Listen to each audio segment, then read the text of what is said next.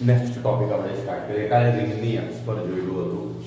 હવે એક આની સાથે સાથે એક બીજું મેં વિચાર્યું છે કે હવે દરેક જે એક્ઝામના એમસીક્યુ ને એ છે, એ એમસીક્યુના દરેક ચેપ્ટરના જેટલા પણ આપણા ચાલી ગયેલા ચેપ્ટર છે, ધારો કે એક દિવસ હું એવું કરીશ, એક વિડીયોની અંદર એવું કરવામાં આવશે, ગુજકેટના જેટલા એમસીક્યુ હશે મારી પાસે અત્યાર સુધી જેટલા પૂછાયા તે બધા એમસીક્યુનું સોલ્યુશન કરાવી દઈશું.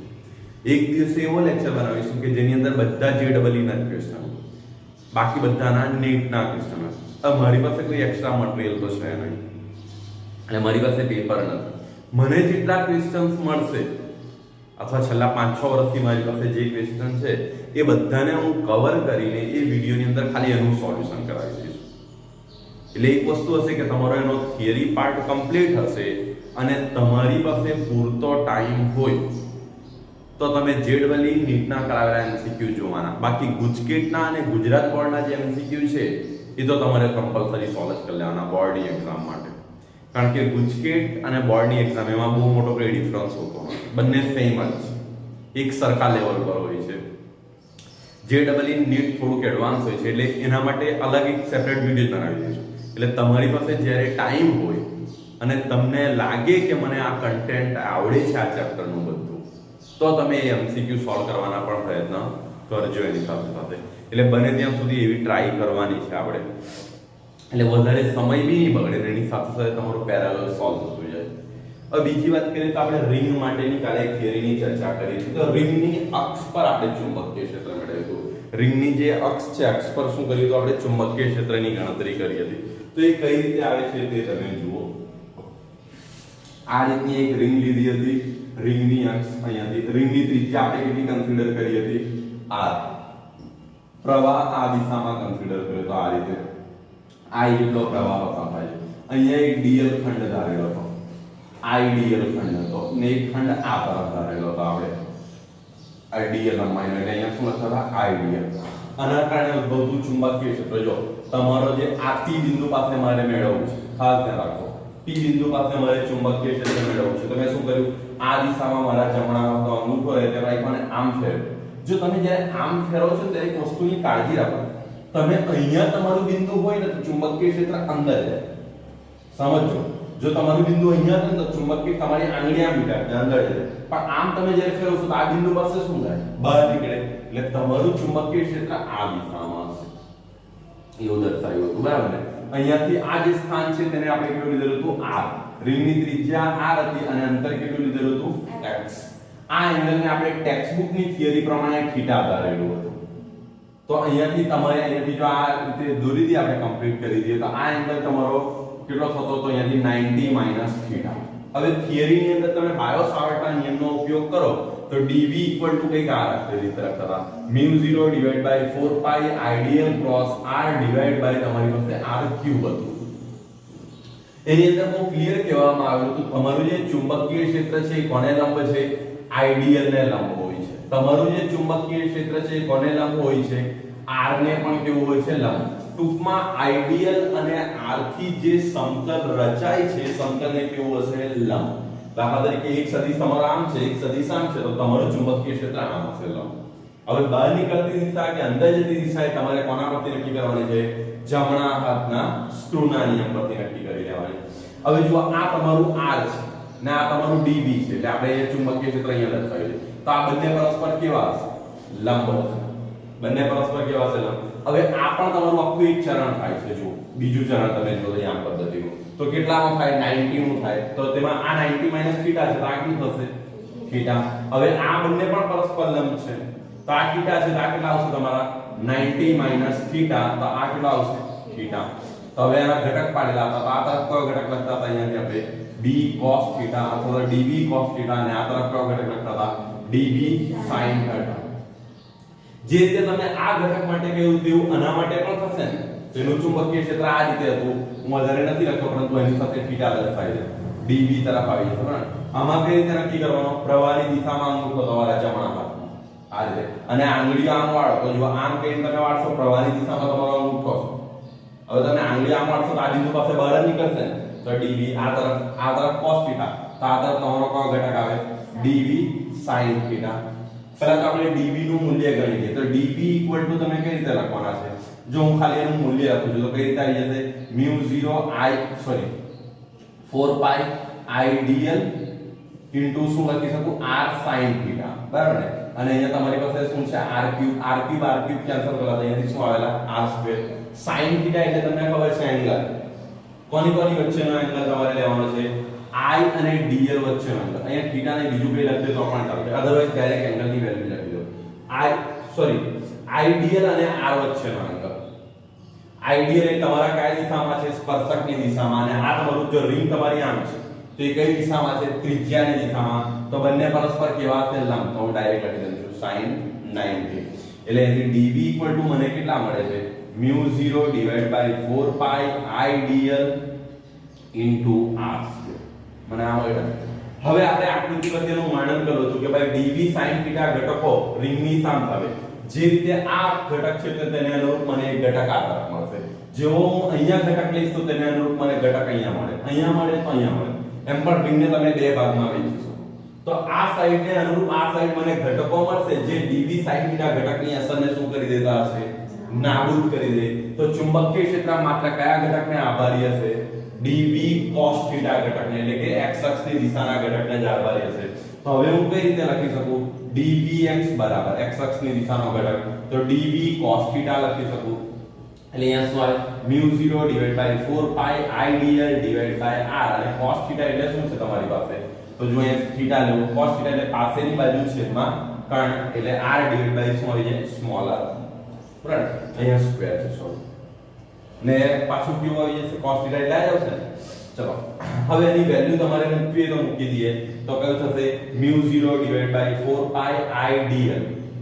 હવે r ની વેલ્યુ કઈ આવશે? તો તમને ખબર છે વર્ગમૂળમાં r² + x². પાયથાગોરસનો પ્રમેય લાગશે ને કાટકોણ ત્રિકોણ માટે. જો અહીંયા વર્ગ છે એટલે ડાયરેક્ટ વર્ગમૂળની નિશાની નીકળી જશે x² અને અહીંયા શું આવશે? r ડિવાઇડ બાય અહીંયા શું લખતા હતા? r² + x². અહીંયા 1/2 ઘાત હતી વર્ગમૂળની નિશાની લખવા કરતા. ચલો 1 + 1/2 એટલે કેટલા થઈ જશે? 3/2. એટલે તમે અહીંયાથી શું લખતા હતા આ માટે? dvx બરાબર તમને અહીંયાથી કયું થશે? mu0 ડિવાઇડ બાય શું હતું તમારી પાસે? 4 pi અને અહીંયાથી શું હતું? I dl r divide by અહીંયા શું હતું તમારી પાસે? r² + x² આખાની 3/2. આ તમારું x અક્ષની દિશાનું જે મળી ગયું. હવે આપણને ખબર છે ચુંબકીય ક્ષેત્ર ખાલી આને જ આભારી છે. આ ઘટક તો શું થઈ ગયેલા છે? કેન્સલ થઈ ગયેલા છે. હવે મારે સમગ્ર રિંગ માટે જોઈતું હોય તો સમગ્ર રિંગ વડે કઈ રીતે લખતા હતા? સમગ્ર રિંગ વડે ઉદ્ભવતું ચુંબકીય ક્ષેત્ર. તો જો સમગ્ર રિંગ વડે ઉદ્ભવતું ચુંબકીય ક્ષેત્ર b કઈ રીતે? તો તમારે આનું શું કરવું પડે? ઇન્ટિગ્રેશન કરવું પડે. શું કરવું પડે? ઇન્ટિગ્રેશન. ક્યાં કરવું પડે? રિંગની સમગ્ર લંબાઈ પર. તો જો અહીંયાથી તમે જ્યારે ઇન્ટિગ્રેશન કરશો તો શું આવશે? mu0 4 pi અને અહીંયાથી I dl r divide by શું છે તમારી પાસે? r² + x² આખાની કેટલી ઘાત છે? 3/2. આ ઇન્ટિગ્રેશન હતું તમારું. ચલો આમાંથી બધી વસ્તુ જે અચળ છે તે નીકળી આવે. mu0 નીકળે, 4 pi નીકળે, I r નીકળે. આ પણ અચળ થશે. જો આપણું સંકલન dl ની સાપેક્ષે dl ની સાપેક્ષે હતો તો x ચલમાં જ હતું. પણ આપણું સંકલન dl છે. l વાળું કોઈ પદ નહીં મળે. એટલે l સિવાયના બાકીના બધા પદો શું હશે? બહાર નીકળી આવશે. એટલે અહીંયા શું થશે તમારી પાસે? r² + x² અને અહીંયા આવી જશે 3/2 અને અહીંયા શું રહેશે? dl. dl એટલે આવા નાના ખંડોનો સરવાળો. સમગ્ર રિંગ માટે તમે સરવાળો કરતા જશો તો શું થશે? રિંગનું પરિઘ આવી જશે અને રિંગનું પરિઘ કેટલું છે? 2 pi r. રિંગનું પરિઘ કેટલું હતું તમારી પાસે? 2 pi r. એટલે અહીંયા કેટલા થઈ જશે? x² 3/2 અને અહીંયા કેટલા આવી જશે? 2 pi r થઈ જશે. ચલો અહીંયાથી આને કટ કરો એટલે અહીંયા કેટલા રહેશે? 2. બરાબર ને? એટલે અહીંયા કેટલા આવી જશે? mu0 I r² divide by કેટલા આવી જશે? twice r² પ્લસ શું થઈ જશે? x² આખાની કેટલી ઘાત આવી જશે? 3/2. આ તમારું શું હતું? રિંગની અક્ષ પર ચુંબકીય ક્ષેત્રનું મૂલ્ય હતું. હવે જો તમારું આ બિંદુ રિંગની કેન્દ્ર પર જ આવેલું હોય તો રિંગની કેન્દ્ર પર આવે તો x બરાબર કેટલા થઈ જાય? 0. તો રિંગના કેન્દ્ર માટે તમે શું લખેલું હતું? રિંગના કેન્દ્ર પર ચુંબકીય ક્ષેત્ર B બરાબર μ0 I r² divide by twice અને અહીંયાથી r² આ ખાલી 3/2 ઘાત એટલે આ કેન્સલ થાય એટલે તમારી પાસે શું આવી જાય? μ0 I r² divide by twice r3. અહીંયાથી કટ કરો તો આ અને અહીંયાથી આ કટ થશે એટલે શું આવી જાય? μ0 I r divide by 2r. આ તમારે યાદ રાખવાનું છે. એમ પણ રિંગની અક્ષ પર અને રિંગના કેન્દ્ર પર બંને જગ્યાએ તમને ચુંબકીય ક્ષેત્રનું સૂત્ર યાદ રહેવું જોઈએ. આ થિયરીની વાત કરવામાં આવે તો આ એક જ એવી થિયરી છે આપણી ટેક્સ્ટબુક ની અંદર જે બાયો-સાવર્ટના નિયમની મદદથી સમજાવવામાં આવી છે. બાકીની તમામ જેટલી પણ થિયરી છે એના માટે એમ્પિયર સર્કિટલના નિયમની મદદ લેવામાં આવી છે. જે રીતે તમે વિદ્યુત ક્ષેત્રની અંદર સૌથી અગત્યનો નિયમ કયો તો કુલમ્બનો નિયમ. કુલમ્બના નિયમનો જ ઉપયોગ કરીને આપણે કોનો નિયમ બનાવ્યો તો ગૌસનો નિયમ બનાવ્યો અને એના પરથી અતિ લાંબા તાર માટે પછી કોના માટે સમતલ માટે અને કવચ માટે ચુંબકીય ક્ષેત્ર મેળવ્યું. તે રીતે ચુંબકની અંદર વાત કરવામાં આવે તો જે રીતે બાયો-સાવર્ટનો નિયમ છે તેના પરથી એમ્પિયર સર્કિટલ નામના વૈજ્ઞાનિકે નિયમ બનાવેલો છે અને એના પરથી એણે સોલેનોઇડ, ટોરોઇડ એવા પદાર્થો માટે ચુંબકીય ક્ષેત્રની ગણતરી કરી છે. તો આના પછીનો આપણો ટોપિક હશે એમ્પિયર સર્કિટલનો નિયમ. પણ પહેલા આ જે ટોપિક છે આના જેટલા ન્યુમેરિકલ પૂછાય છે ન્યુમેરિકલ્સને કવર કરવાની ટ્રાય કરીએ. આપણી ટેક્સ્ટબુક ની અંદર એક દાખલો એવો પણ આપવામાં આવેલો છે કે જેની અંદર બીજા થોડીક થિયરીનો કોન્સેપ્ટ બદલીને પણ સોલ્વ કરવા પડે છે અને એના એમસીક્યુ પણ ઘણા બધા પૂછાય છે. તો પહેલા હું તમને એક કામ કરું, એ જે જનરલ થિયરી છે ને થિયરી તરીકે ચલાવી લો. એ તમે એની થિયરીના એ સૂત્રનો ઉપયોગ કરશો તો તમારા લગભગ 5 થી 10 દાખલાઓનો જવાબ આવી જાય છે. એટલે પહેલા હું એને થિયરી તરીકે તમને બતાવી દઉં અને પછી આપણે આગળ વધીએ. આમાં કોઈને કોઈ પ્રોબ્લેમ કરેલી આ થિયરી કરેલી ને 2020 માં પૂછાયેલી છે એટલે યાદ રાખો 2021 માં રિપીટ થઈ જાય ને તમારા કઈ તો ઈઝી નીકળવાનું છે પેપર આવે. કારણ કે જેટલા અઘરા પેપર કાઢવા વાળા આવે ડોહા થઈ ગયા અને કોરોનામાં જતા રહે.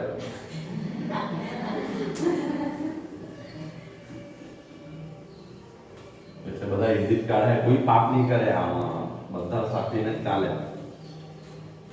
કારણ કે પાપ કર્યું તો કોરોના આવી જાય. એટલે તમે બી કાળજી રાખજો, સાહેબ કે એટલું કર્યા જ કરજો, નહીં કર્યું તો કોરોના.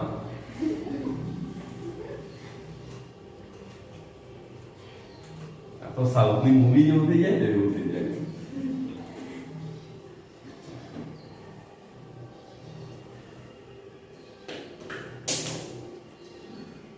એક મસ્ત મજાનો ક્વેશ્ચન લઈએ.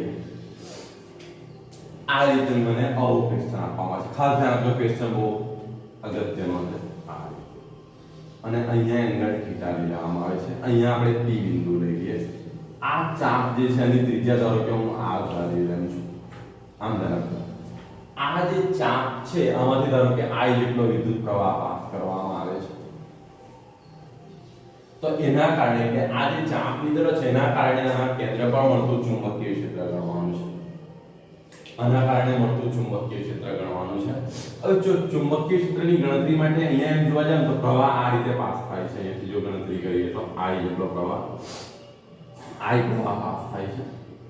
પહેલા તો હું ચુંબકીય ક્ષેત્રનું તમને સૂત્ર લખી દઉં. B બરાબર શું છે? μ0 I dl cross r divide by અહીંયાથી શું છે? r2. આ સોરી r3 છે ને, ચાલો 4 પાઈ લઈ ગયા લખવાના. હવે અહીંયાથી એક વસ્તુ તમે સમજવાની ટ્રાય કરો. ચુંબકીય ક્ષેત્રની દિશા આઈડિયલ ક્રોસ r ના સમતલને લંબ છે.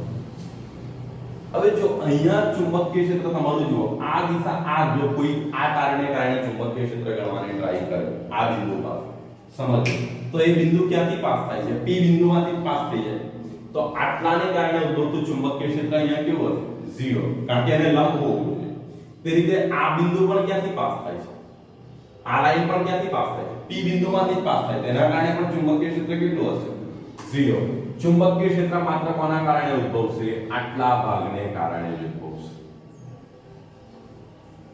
તમારું ચુંબકીય ક્ષેત્ર માત્ર આટલા ભાગને કારણે ઉદ્ભવશે. હવે એના કારણે તમારે ચુંબકીય ક્ષેત્રની ગણતરી કરવી છે તો સિમ્પલ વસ્તુ છે. અહીંયાથી આ બંને જે ત્રિજ્યાઓ આપણે લીધી છે અહીંયા A B અને અહીંયાથી નામ આપી દઉં O.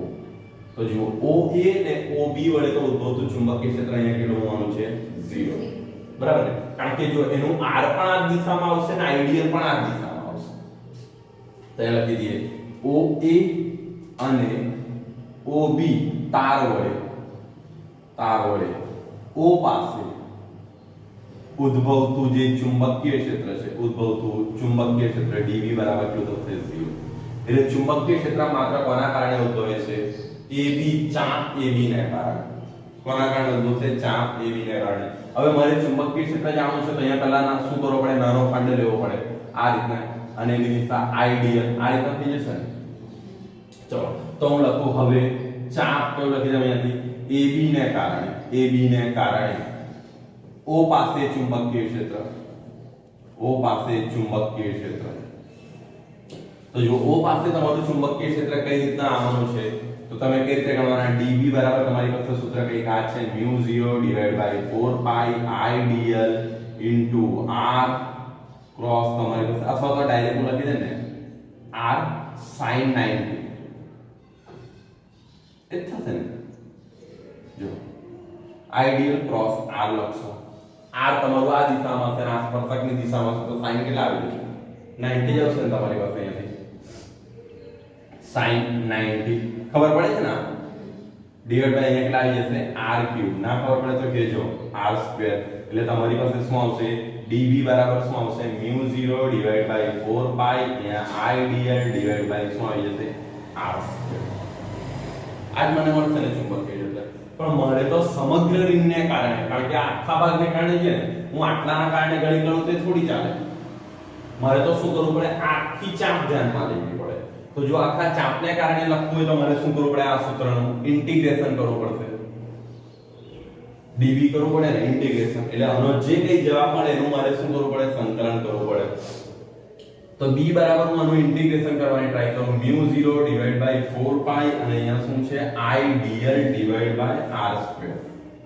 અહીંયા સ્મોલ r ધરી લો ત્રિજ્યા કારણ કે મેં દરેક જગ્યાએ થિયરીમાં સ્મોલ r લખી દીધું છે એટલા માટે. ચાલો તો અહીંયાથી શું થશે μ0 / 4 pi અને અહીંયાથી i ડિવાઇડ બાય r² સામાન્ય નીકળી આવે અહીંયા dl. હવે મારે એનું સંકલન કરવાનું છે dl નું સંકલન કઈ રીતે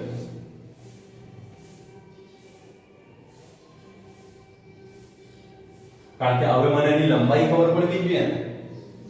આખું વર્તુળ હતું તો હું લખી દેતો હતો 2 pi r અડધું વર્તુળ હતું તો હું લખી દેતો pi r પોણા ભાગમાં તો pi r ડિવાઇડ બાય 2 લખી દેતે પણ અહીંયા તો મારી પાસે કોઈ લંબાઈ જ નથી અડધું વર્તુળ પણ નથી પૂર્ણ વર્તુળ પણ નથી કે પછી પોણા ભાગનું વર્તુળ પણ નથી. તો મને શું કરવું તો જો તમે ખૂણાની એક રેડિયન વ્યાખ્યા શીખેલા હતા ખૂણો બરાબર ચાપ ભાગ્યા ત્રિજ્યા ધોરણ 11 ચેપ્ટર નંબર 2 ની અંદર ખૂણો બરાબર ચાપ તમારી કેટલી છે l અને ત્રિજ્યા કેટલી છે r. તો અહીંથી હું l બરાબર આવું લખી શકું ને r * θ લખી શકું ને. હવે આને મારે શું જોઈએ dl જોઈએ તો આનું વિકલન કરી દે તો dl બરાબર શું આવી જશે r અચળ છે અહીંયા શું આવી જશે dθ આવી જશે. તો જો અહીંયાથી મારી પાસે આનું ઇન્ટિગ્રેશન કરાવો શું થશે μ0 / 4 pi અને અહીંયાથી i ડિવાઇડ બાય r² બરાબર ને. અને dl નું સંકલન તમે આની કિંમત મૂકો તો શું આવે છે તમારી પાસે r * શું આવે છે dθ બરાબર ને. ચલો આ તમારો બહાર આવી જાય એટલે μ0 / 4 pi અહીંયાથી i divide by r² * r dθ નું સંકલન શું થઈ જશે θ આપી જાય ને ટોટલ ખૂણો θ છે અહીંયાથી આને કટ કરી દો એટલે તમારી પાસે સૂત્ર શું આવી જશે μ0 i ડિવાઇડ બાય 4 pi અને અહીંયા શું આવી જશે θ ડિવાઇડ બાય r. આ તમારું શું થશે ચુંબક જે આ θ માપની ચાપ છે એના વડે ઉદ્ભવતું ચુંબકીય ક્ષેત્ર. જો આ એક બહુ અગત્યનું સૂત્ર છે. મેં કેમ ઘણા બધા પ્રશ્નો હતા મારી પાસે કરાવવા માટે પણ મેં આજ કેમ સિલેક્ટ કર્યો એમ કરાવવા જાણ તો આ ટોપિકને એવું નથી કે એમસીક્યુ નથી પૂછાયા પણ મેં આ ક્વેશ્ચન એટલા માટે સિલેક્ટ કર્યો આ કરવાથી આપણા ઘણા બધા ક્વેશ્ચન જાતે સોલ્વ થશે ઓટોમેટિક આન્સર આવશે. દાખલા તરીકે લખજો આ તો તમને ખબર પડી ગઈ ને b બરાબર μ0 I થીટા ડિવાઇડ બાય શું થશે 4 પાઈ r. જો કંઈ જ કર્યું નથી, આના કારણે કેમ કેન્સલ થઈ ગયું ફરીથી હું તમને સમજાવું છું. dv બરાબર તમારી પાસે શું હતું ideal cross μ0 4 પાઈ લખી દેવાનું. μ0 divide by 4 pi ideal cross r divide by શું હતું તમારી પાસે r ક્યુબ. આવું જ હતું સૂત્ર. હવે જો અહીંયા એક સમજવાની ટ્રાય કરો. જો હું આટલો ભાગ લઈશ ને તો ધારો કે મારો આઈડિયલ આ દિશામાં મળે.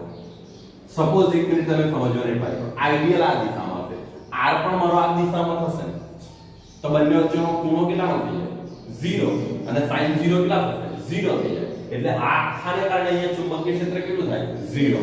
આના કારણે પણ ચુંબકીય ક્ષેત્ર કેટલું થાય 0. એમ પણ યાદ રાખજો, જે બિંદુમાંથી પ્રવાહ પાસ થાય છે ને, ધારો કે આ વાયર છે, આમાંથી પ્રવાહ પાસ થતો હોય તો આ લાઈન પર અને આ લાઈન પર ચુંબકીય ક્ષેત્ર 0 હંમેશા જ રહેશે, કારણ કે ક્રોસ ગુણાકાર છે. એટલે એ ચુંબકીય ક્ષેત્ર ત્યાં 0 મળશે, આના કારણે પણ કેટલું મળે 0. એટલે આ બેની તમે ગણતરી કરી છે, આના કારણે મેં ચુંબકીય ક્ષેત્ર ગણતરી ટ્રાય કરી. તો પહેલા આઈડિયલ મને આ દિશામાં મળ્યો, મારું r આ દિશામાં આવશે, બરાબર ને? એટલે સ્પર્શક અને ત્રિજ્યા તો પરસ્પર ક્યાં થઈ જશે લંબ. એટલે મેં એક કિંમત મૂકી દીધી. પછી મને સમગ્ર તાર જે એટલે મને જે જવાબ મળ્યો તેનું મેં શું કર્યું સંકલન. મારી પાસે dl ના સ્વરૂપમાં સંકલન થાય એવી પોસિબિલિટી નહીં હતી, તો મેં એને ખૂણાની રેડિયન વ્યાખ્યાનો ઉપયોગ કરી દીધો. થીટા બરાબર ચાપ ભાગ્યા ત્રિજ્યા અને અહીંથી dl બરાબર આ મળી લીધો અને તેનું સ્વરૂપ આપી દીધું. હવે જુઓ આનો ઉપયોગ કઈ રીતે તમારે કરવાનો છે. આ ક્વેશ્ચન સિલેક્ટ કરવાનો હેતુ આટલો જ હતો. લખી ગ્રંથિ કરશો કે લખવાના છે? લખવાના છે ગ્રંથિ લખો. લખવાના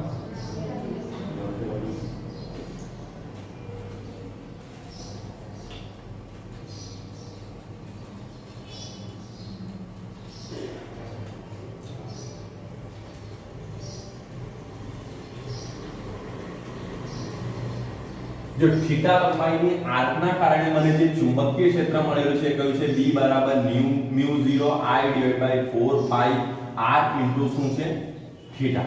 આ છે. હવે જો અહીંથી હું ખાલી તમે સમજવાની ટ્રાય કરો. પહેલો એક ક્વેશ્ચન લે આ રીતે આખું સર્કલ લે. આખા સર્કલ માટે થીટા ઇક્વલ ટુ કેટલા થશે? સર્કલ બનાવવા માટે થીટા કેટલાનો હોવો જોઈએ? દાખલા તરીકે આ તમારી ત્રિજ્યા છે, હું ત્રિજ્યા આ લઉં. આ રીતે આખું બ્રહ્માંડ કરવું પડે. રેડિયનની ભાષામાં ખૂણો કેટલો થઈ જાય 2 પાઈ થઈ જાય સર્કલ બનવા માટે. તો જો અહીંયાથી તમે ડાયરેક્ટ સોલ્વ કરો. થીટા બરાબર કેટલા થઈ જશે μ0 I અને એકલા આવી જશે 2 pi divide by 4 pi r. 2 pi cut થાય તો અહીં ચુંબકીય ક્ષેત્ર કેટલું આવી જશે b ઇક્વલ ટુ કેટલા આવી જાય μ0 I ડિવાઇડ બાય કેટલા આવી જશે 2r. યાદ કરો રિંગની થિયરીમાં પણ આ જ આવેલું હતું.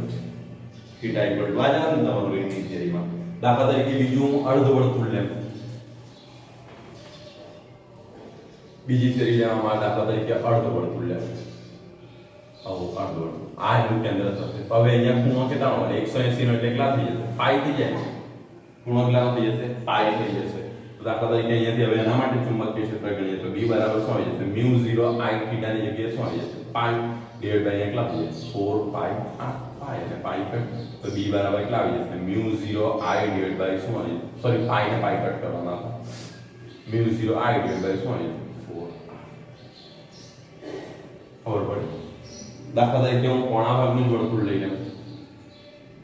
ખાલી આટલું જ વર્તુળ લઉં. ત્રિજ્યા હવે અહીંયા ખૂણો કેટલાનો થઈ જશે પાઈ બાય 2 થઈ જશે. અહીંયા ખૂણો કેટલાનો થઈ જાય પાઈ બાય 2.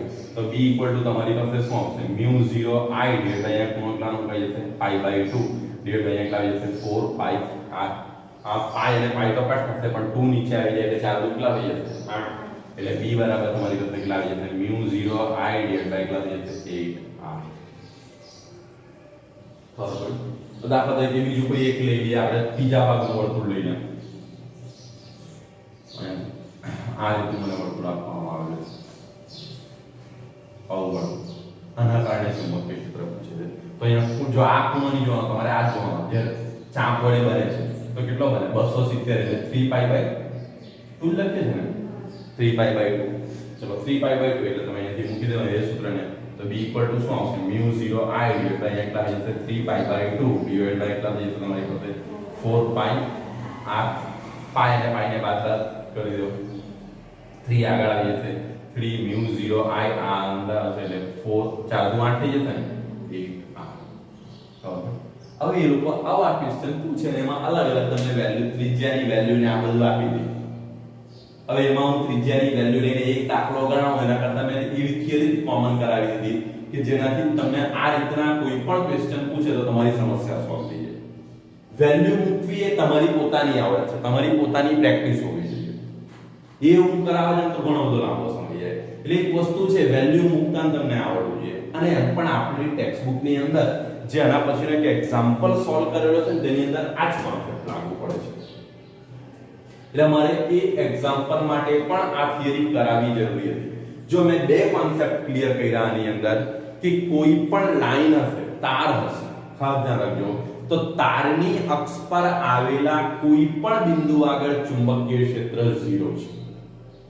ખાસ ધ્યાન રાખજો, આ દાખલા તરીકે મારે આ બિંદુ આગળ ચુંબકીય ક્ષેત્ર જોઈએ છે તો આમાંથી જો લાઈન પાસ થઈ તાર તો એ બધામાંથી ચુંબકીય ક્ષેત્ર અહીંયા 0.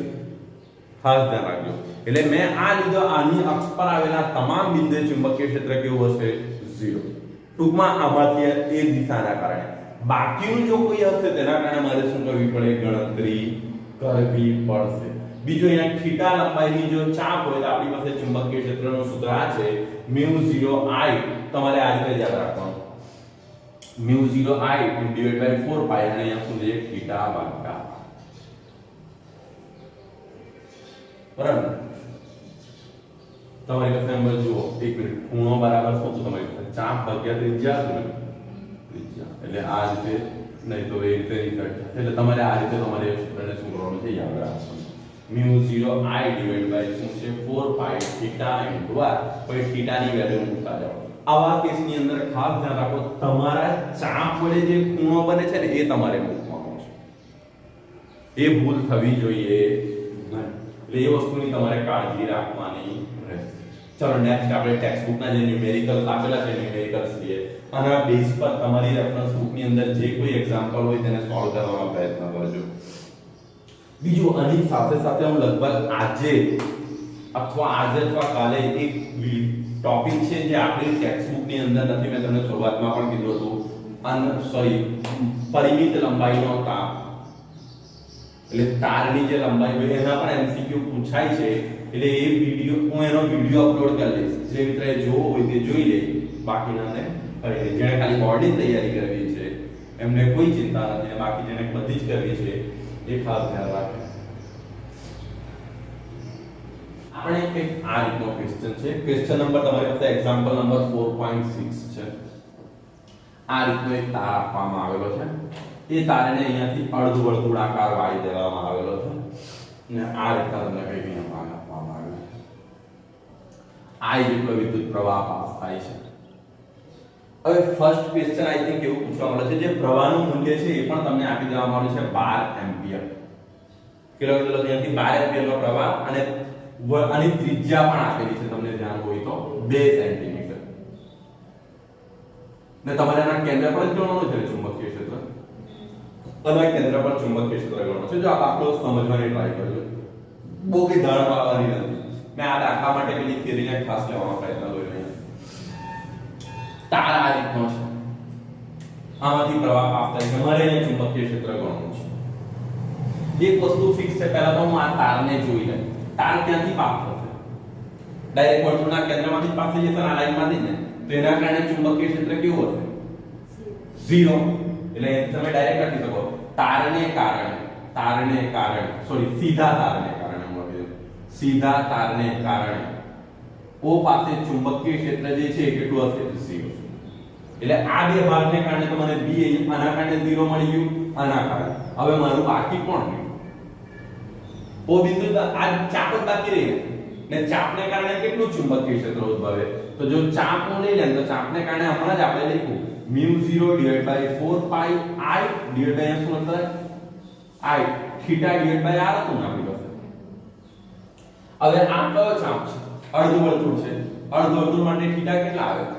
π 180. એટલે અહીંથી શું લખી શકું?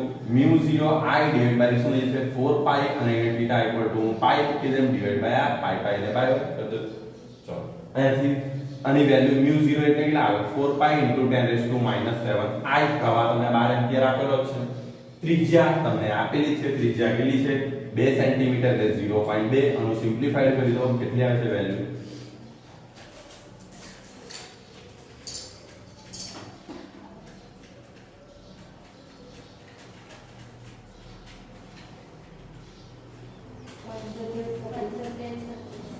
$75.36 * 10⁻⁷ આનું સિમ્પ્લિફાઈડ કરો એટલે કેટલા આવશે 7.5 * 10⁻⁴ ટેસ્લા આન્સર ચેક કરો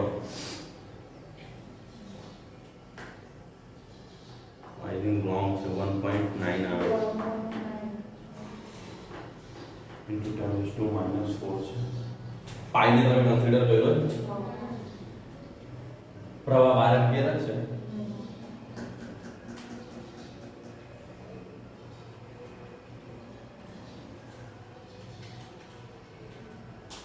एक मिनट में यहाँ 4 कंसीडर करना भूल गया हाँ 4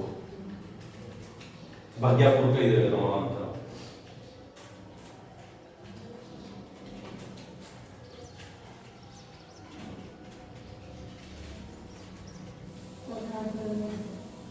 ऑर्डर 4 पॉइंट कर तो ले 1.8 टाइम पे 9 में थे ना 8 नो पे 9.4 आंसर कोड पड़ी તમને એટલે જો આ કારણે કારણે 0 થઈ ગઈ માત્રા ના કારણે સવાલ એ છે આની દિશા લખવી બહુ જરૂરી છે દિશાની લે દિશા માટે કોનો ઉપયોગ કરો જમણા હાથના સ્ક્રૂનો તો આ રીતે પ્રવાહની દિશામાં મૂકો જો આમ ધ્યાન રાખજો તમારો હાથ અંગૂઠો પ્રવાહની દિશામાં આંગળીને આમ વાળો તો જો આ બિંદુ પાસે આંગળીઓ ક્યાં જશે અંદર જશે ને આમ અંદર જતી રહેશે ને અને અંદર જાય તો પ્રવાહની દિશા ચુંબકીય ક્ષેત્રની દિશા કઈ હશે અંદર તરફ चुंबकीय क्षेत्र कई तरफ होते अंदर इनवर्स हशे खबर पड़ी चलो नेक्स्ट क्वेश्चन એની અંદર તમને એવું કહેવામાં આવ્યું છે તારની દિશા બદલી દેવામાં આવી છે તાર કંઈક આ રીતે મૂકી દેવામાં આવેલો છે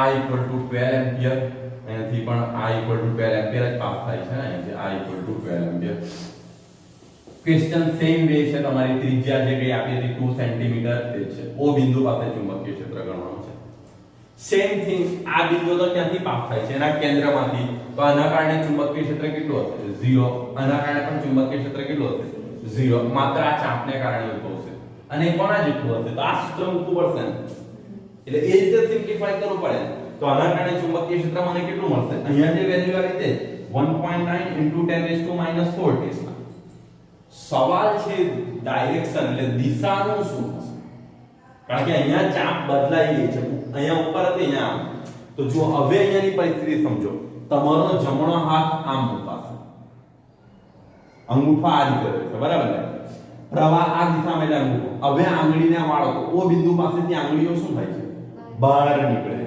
એટલે તમારું ચુંબકીય ક્ષેત્ર કઈ દિશામાં થઈ જશે બહાર નીકળતી દિશા એને આપણે ડોટ વડે દર્શાવીએ છીએ તમે કહી શકો બહારની તરફ ખબર પડે છે તમને આની અંદર બીજું કોઈ વસ્તુ તમારે દાળ મારવાની નથી ઘણા બધા વિદ્યાર્થીઓ આ ક્વેશ્ચન કઈ અગત્યનો નથી એમ કહીને છોડી દેતા હોય છે ક્વેશ્ચન અગત્યનો છે કે નહીં એ બહુ મહત્વ નથી ધરાવતું આપણું પરીક્ષાના પોઈન્ટ ઓફ વ્યૂ પણ એનો જે આ પાર્ટ છે એ ઘણો ઉપયોગી છે એટલે તમને એ ખબર પડવી જોઈએ આની અંદર કોઈ પ્રોબ્લેમ આ ક્વેશ્ચન ની અંદર નેક્સ્ટ એક્ઝામ્પલ પર જઈએ કે લખું છે પહેલા ચાલો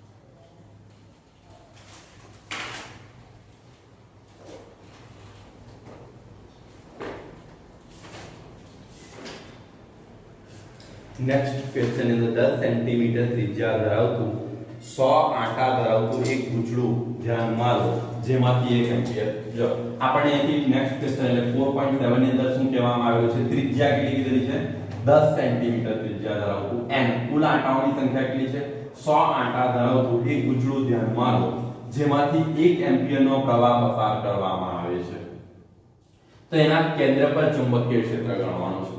શું કરવાનું છે? કેન્દ્ર પર ચુંબકીય ક્ષેત્ર ગણવાનું છે. એટલે જો અહીંયા એક વસ્તુ ધ્યાન રાખો, આ રીતનું એક તાર છે જેની ત્રિજ્યા કેટલી છે? 10 સેન્ટીમીટર છે. હવે જો આવા 100 આંટા મારેલા છે, કેટલા આંટા મારેલા છે? 100. હવે જો તમને ડાયરેક્ટ યાદ હોય તો રિંગના કેન્દ્ર પર ચુંબકીય ક્ષેત્ર અથવા રિંગની અક્ષનો ઉપયોગ કરું છું. જો તમે થીટાનો પણ ઉપયોગ કરી શકો, હું ના નથી કહેતો, તમને જે યાદ હોય તે બંને રીતે μ0 ડિવાઇડ બાય કેવું છે 4 μ0 I ડિવાઇડ બાય અહીંયાથી એવું લખતા ને 2r² + x² આખાની 3/2 ને અહીંયા શું હતું? r² હતું. હવે જતી નથી. ને બીજું જો થીટા વાળું સૂત્ર લખો તો તમે આ રીતે લખતા હતા μ0 I ડિવાઇડ બાય શું હતું? અહીંયાથી 4π થીટા * r. બરાબર. હવે જો અહીંયા જો કેન્દ્ર પર હોય તો x બરાબર કેટલા લઈ લો? 0. તો b બરાબર તમારી પાસે શું આવતું હતું? μ0 I r² ડિવાઇડ બાય શું હતું તમારી પાસે? 2. અહીંયા r² 3/2 એટલે 2 2 કટ થાય એટલે તમારી પાસે અહીંયાથી કેટલા થશે? μ0 I r² ડિવાઇડ બાય શું હતું? twice r3. અને કટ કરો એટલે કેટલા આવી જાય? r. એટલે μ0 I ડિવાઇડ બાય શું આવતું? 2r. બરાબર ને?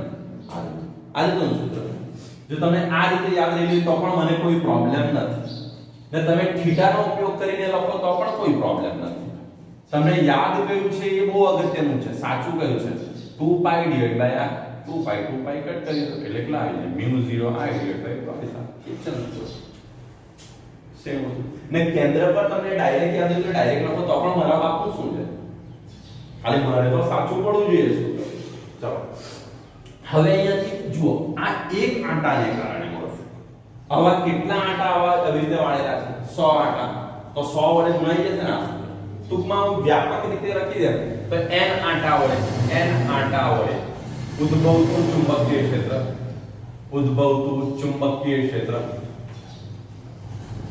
તો n આંટા વડે ઉદ્ભવતું ચુંબકીય ક્ષેત્ર કેટલું થશે? b બરાબર શું આવી જશે? μ0 અહીંયા I * n ડિવાઇડ બાય શું આવી જશે? 2r આવી જશે. n વડે મેં ગુણી દીધું એ સૂત્રને. n આગળ લખી કે મેં પાછળ લખી દીધું, બધું સરખું છે. ચલો તમારી પાસે વેલ્યુ છે μ0 ની વેલ્યુ 4π × 10⁻⁻⁷ પ્રવાહ તમને આપેલો છે.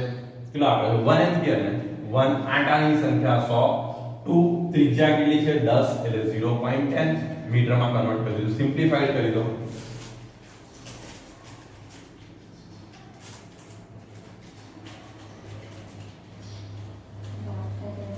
કેટલા? 6280 into 10⁻⁻⁷ પોઈન્ટ કટ કરો એટલે 6280 into 10⁻⁴ દેશમાં ખબર પડે છે. આ રીતનું તમારું ચુંબકીય ક્ષેત્ર થઈ જશે. આ રિંગના કોન્સેપ્ટ પર આધારિત જે ન્યુમેરિકલ ટેક્સ્ટ બુક ના હતા તે ટેક્સ્ટ બુક પર હવે તમે સ્વાધ્યાયમાં ધ્યાન આપો. સ્વાધ્યાયમાં આઈ થિંક પહેલો દાખલો રિંગના કોન્સેપ્ટ પર આધારિત છે. એને પણ આપણે અહીંયા સોલ્વ કરી દઈએ.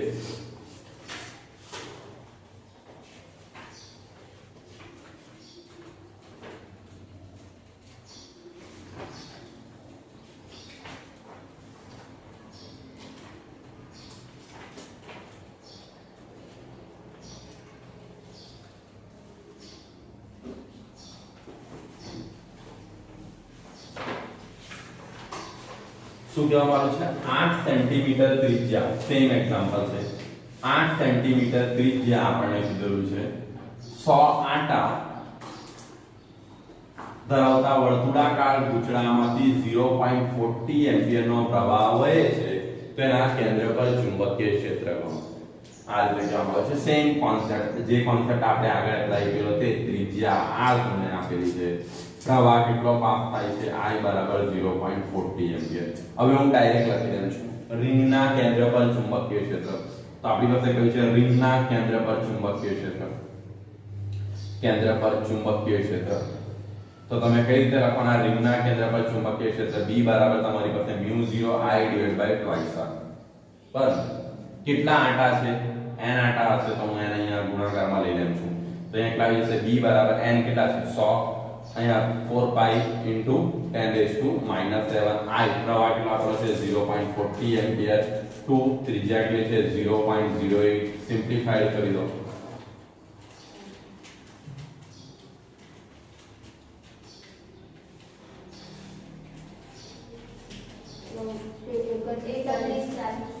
31 40 into 10 raised to -7 એટલે અહીંયા કટ કરી દો 3.140 into 10 raised to -4 હવે જો ઘણી વખત એવું પણ બની શકે છે પેપર સેટર પર ડિપેન્ડ કરે તમારી પાસે તમને ક્યાં લઈ જવા માંગે છે ધારો કે પેપર સેટર એવો ઉલ્લેખ કરી દે કે પ્રવાહ સમઘડી દિશામાં પસાર થાય છે પેપર સેટર ક્વેશ્ચન ની અંદર પર્ટિક્યુલર એક ઉલ્લેખ કરે છે કે પ્રવાહ સમઘડી દિશામાં પાસ થાય છે અથવા વિષમઘડી દિશામાં પાસ થાય છે જો પેપર સેટરે પ્રવાહની દિશાનો ઉલ્લેખ કર્યો તો તમારા જવાબમાં ચુંબકીય ક્ષેત્રની દિશા આવી જોઈએ હમણાં સુધીના જે આપણે ક્વેશ્ચન કર્યા એની અંદર કોઈ પણ જગ્યાએ પ્રવાહની દિશાનો ઉલ્લેખ ના પણ જો એ ઉલ્લેખ કરે તો તમારે દિશા બતાવવી પડે હવે જો સીધી વસ્તુ છે પ્રવાહ ધારો કે મેં આ ક્વેશ્ચન ની અંદર મેં રફલી આકૃતિ દોરેલી હતી એની અંદર પ્રવાહ મેં કઈ દિશામાં લાવ્યો હતો વિષમઘડી દિશામાં આમ પાસ થાય છે ને પ્રવાહ તો સિમ્પલ વસ્તુ છે હું શું કરીશ જમણા હાથના સ્ક્રૂનો નિયમનો ઉપયોગ કરીશ આ રીતે હું સ્ક્રૂ રાખીશ જમણા હાથનો અંગૂઠો આ રીતે પ્રવાહની દિશામાં આ બિંદુએ મારે રહેવું છે તો આમ આંગળીઓ વાળીશ તો આ બિંદુએ શું થશે બહાર નીકળે અહીંયાથી હું ચેક કરું તો અહીંયા મારો અંગૂઠો આ રીતે રહેશે પ્રવાહની દિશામાં જો ધ્યાન રાખજો આ દિશામાં રહેશે હું આમ આંગળી વાળીશ તો કઈ દિશામાં બહારની દિશામાં અહીંયા હશે તો મારો અંગૂઠો આમ હશે હું આંગળી આમ વાળી લાવીશ તો કઈ દિશામાં બસ એટલે એનો મતલબ કે બધા પોઈન્ટને કારણે કઈ દિશામાં છે આઉટવર્ડ એટલે બહાર તરફની દિશામાં બરાબર હવે આ જ ક્વેશ્ચનની અંદર જો મેં પ્રવાહની દિશા સમઘડી રહી લીધી હતી તો મારો અંગૂઠો આમ રહેશે હું આંગળીઓ વાળીશ તો આ બિંદુ ચુંબકીય આંગળીઓ ક્યાં જશે અંદર જશે તો પ્રવાહની દિશા કઈ આવે એટલે પેપર સેટર જેનો ઉલ્લેખ કરે છે અને આપણને ડાયરેક્શન ફાઇન્ડ કરતા આવડે છે તો બેટર છે કે તમે ડાયરેક્શન પર જતા રહો ને આઈડિયા નહીં આવે તો પછી તમે એને ઇગ્નોર કરો લખવામાં જો તમને પરફેક્ટ આઈડિયા નહીં આવે તો લખવું નહીં એક્ઝામમાં આ વસ્તુને બહુ યાદ રાખીને લખો પેપર તમે જ્યારે પણ સોલ્વ કરો છો ત્યારે તમારે લખવું સાચું જ જોઈએ તમારા વ્યૂથી તમે સાચું લખો તમને આઈડિયા નથી તો એ વસ્તુને લખો જ નહીં ભલે ઇમ્પોર્ટન્ટ હોય તો કઈ એટલે ખોટું બોલવા કરતા બેટર એ છે કે તમને ખબર નથી તો એ વસ્તુ વિશે બોલો એટલે તમે પાપ તો નથી કરતા ને ખોટું લખવું એના કરતા બેટર છે વસ્તુને લખો જ નહીં એટલે કદાચ બાય ચાન્સ પેલો વ્યક્તિ એવું માની લે કે આ વ્યક્તિ લખવાનો ભૂલી ગયો હોય તો કદાચ એની આપણા પર પોઝિટિવ ઇફેક્ટ જતી રહે એટલે તમારા પર ડિપેન્ડ કરે છે બસ આજનો આ જે ટોપિક છે અહીંયા પૂર્ણ કરો રીંગના જેટલા પણ ક્વેશ્ચન્સ હતા એ ક્વેશ્ચન પણ લઈ લીધા હવે તમારી પાસે જે કઈ એક્સ્ટ્રા ક્વેશ્ચન્સ છે એ તમે સોલ્વ કરજો અને સાથે સાથે આ જે દાખલા કાઢ્યા તેની પ્રેક્ટિસ કરજો કાલે આપણે એમ્પિયર સર્કિટના નિયમની એ કરીશું પણ સાથે સાથે એક બીજી વસ્તુ મેં તમને કીધું કે તારવાળી થિયરીનો આજે લગભગ વિડિયો અપલોડ થઈ જશે એટલે જે વિદ્યાર્થીઓએ કરવું હોય એને થિયરી કરી નાખો